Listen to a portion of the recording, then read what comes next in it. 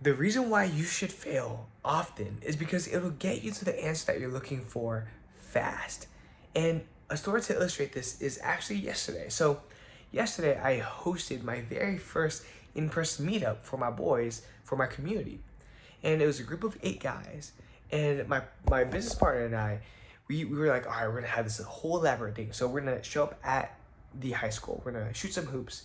And then afterwards, we're going to go to In-N-Out, eat some lunch, and we're gonna go to a boba spot, and we're gonna talk about our life stories and set expectations for the community.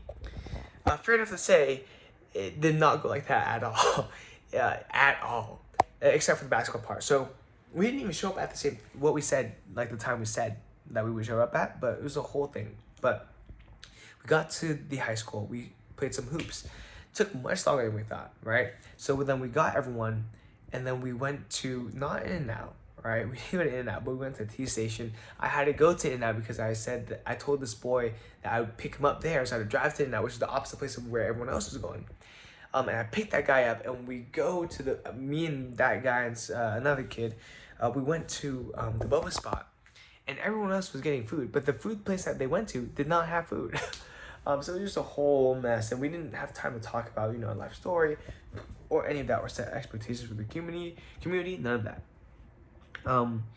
And so honestly, like 80% of, no, I'm like 90% of how we believed the night would go and how we wanted it to go did not go as planned at all.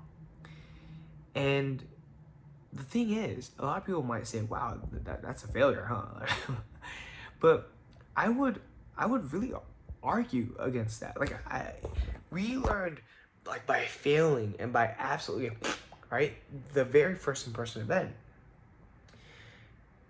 we learned so much. Like, for example, from now on, if we're gonna choose an event, we're gonna choose one event. For example, we're not gonna go basketball and then eat and then go get drinks, right?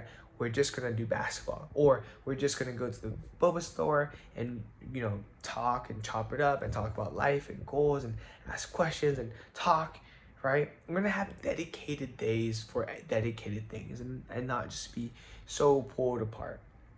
And another thing too is that we learn what the boys don't like, and what they don't like is well, it's a lot of things. I'll keep it here internally. Can I even remember? They didn't like how we didn't talk much, as in like about deep stuff, or if we're in a one-on-one setting, they don't like to be cornered, yada yada. But I also learned a lot about what they actually do want, which is that they want to know, or rather, I know what their pain is, which is they don't know exactly what interests them. They don't know what they're most passionate about, and therefore they don't really have anything to wake up looking forward to do or build. And so this is where my business partner and I were like, wow, like, whoa. It was his idea. Like, he was like, whoa, like, what if we just like create something so that these kids can work on a project, kind of like for their resume, kind of. But we help them with that and have them start their own business, have them start their own club. I was like, that's a really good idea. It fits with the whole purpose of this community, which is to help young guys like really solve those problems and learn those skills that aren't taught in school, right? For example, learning how to talk to people, learning how to be kind to people, learning how to be trustworthy, learning how to really be around good people and good friends, and having a community like that. Learning how to work hard, learning how to talk to professionals, like all these different things that learning how to have confidence, learning how to speak. All of these things I wanted to teach young guys because I know it's a big problem for them. It would be solved by this one thing, which is helping them work on a project and build something that is meaningful to them. It could be an internship, it could be a community, it could be a club, it could be a business, it could be a nonprofit, whatever. It could be their grades, it could be maybe making more friends, whatever it may be.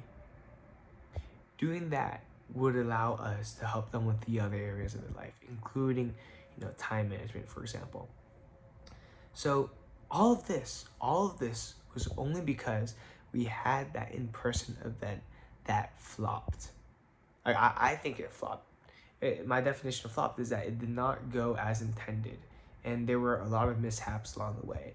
But ultimately, it wasn't a flop because we learned so much. We know how to improve moving forward. And now we're like, it's like we threw out a guess, right? Some stuff stuck, some stuff didn't. But now we know what misses.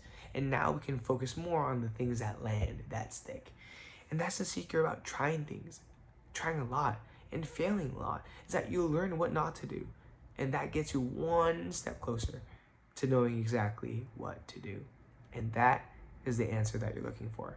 So with that being said, this is the PLOG V1.227. Remember to be better daily, and I'll see you tomorrow. Peace out.